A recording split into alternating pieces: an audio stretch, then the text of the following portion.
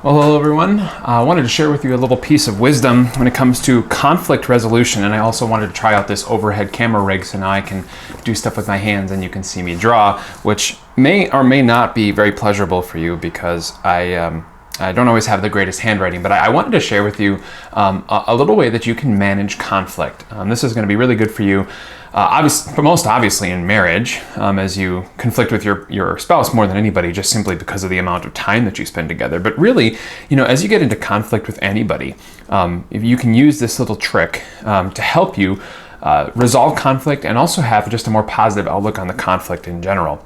But before we get there, we need to just get a couple theological presuppositions out there. The first of those is the 8th commandment.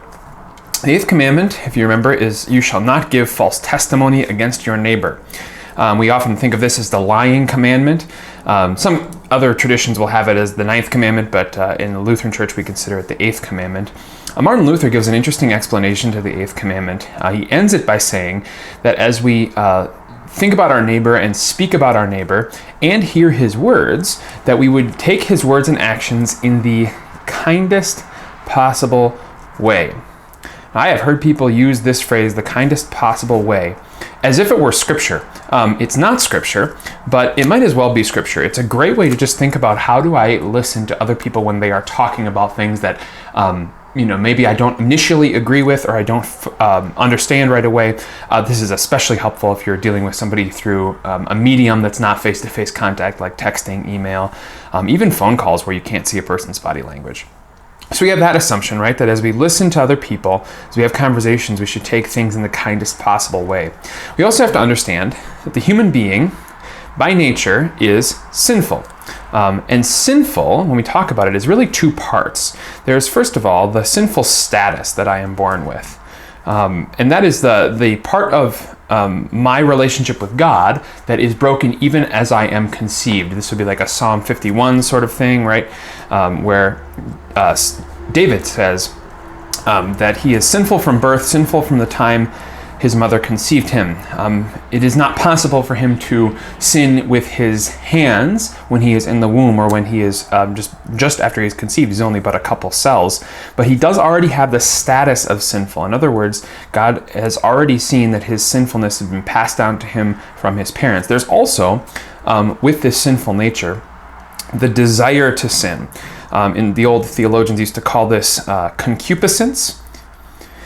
And as Christians, as we go into conflicts, this is the part that really messes with us, I think, because we realize that people are sinful. Now, you don't have to be a Christian to realize that people want to do bad things or at least want to get out of situations or conversations what is best for them. But I think it's particularly frustrating for Christians because we have a keen awareness of sin and the desire to sin. And so these two things are kind of in conflict, right? So we have built into each of us the desire to sin. So is the desire to be right, the desire to win, the desire to be God, really, of the situation, and an awareness that the other person has that same desire.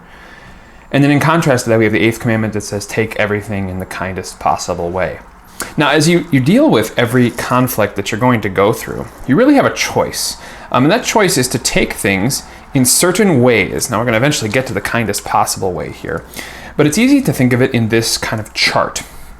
There are really 4 categories that you can put every single wrong that someone has done against you into. You can put them into these 4 categories. The first of those is personal.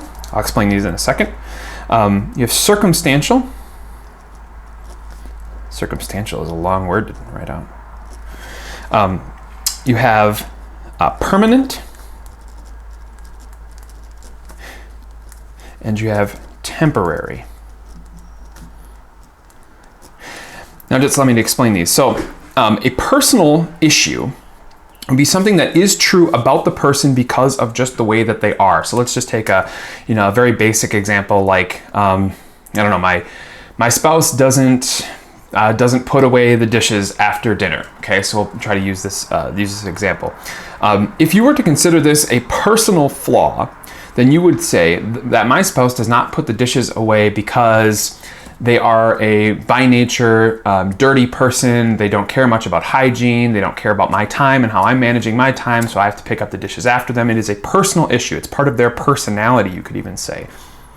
Circumstantial would be to look at the the activity of my spouse not putting away the dishes and say, maybe it's not that it's personal, it's not an issue or a flaw with their personality, but that some sort of circumstance around them is causing them to not do this. So what could it be? It could be they're very tired after work that day and they just want to sit down and rest for a little bit.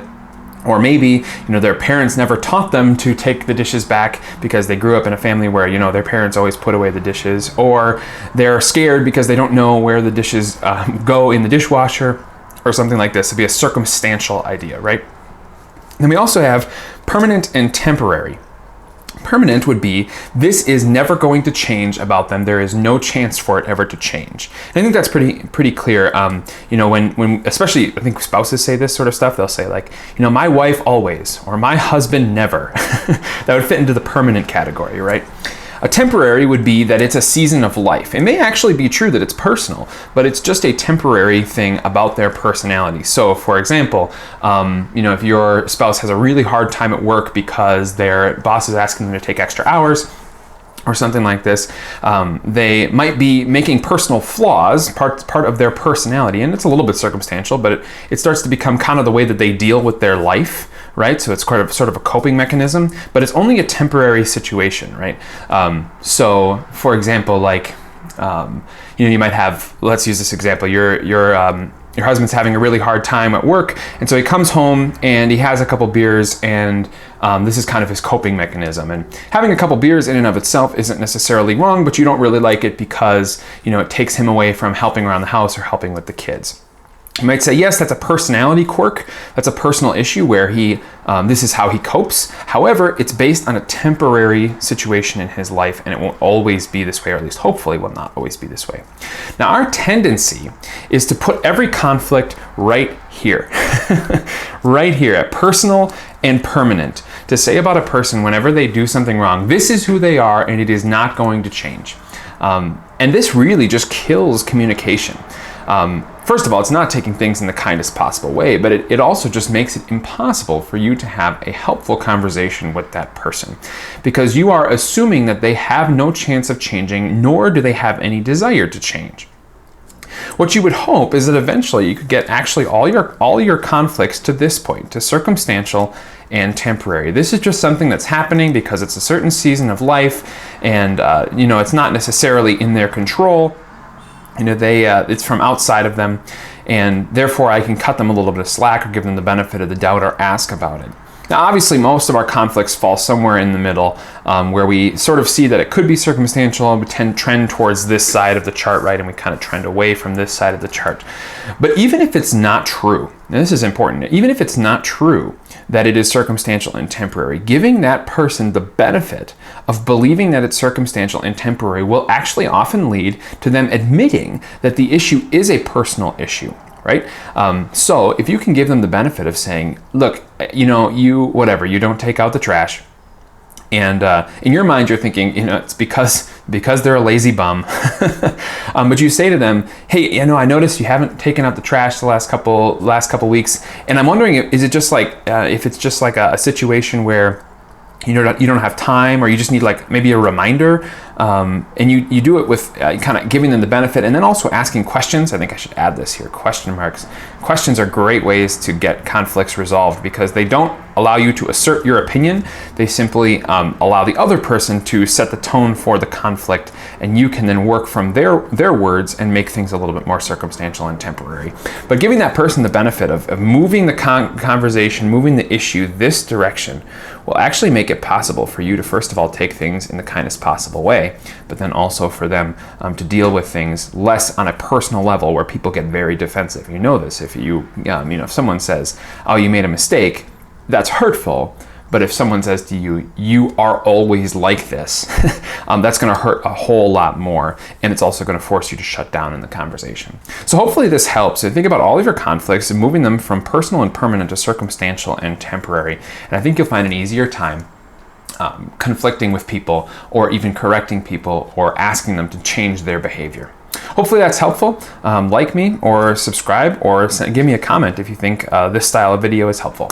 Thanks.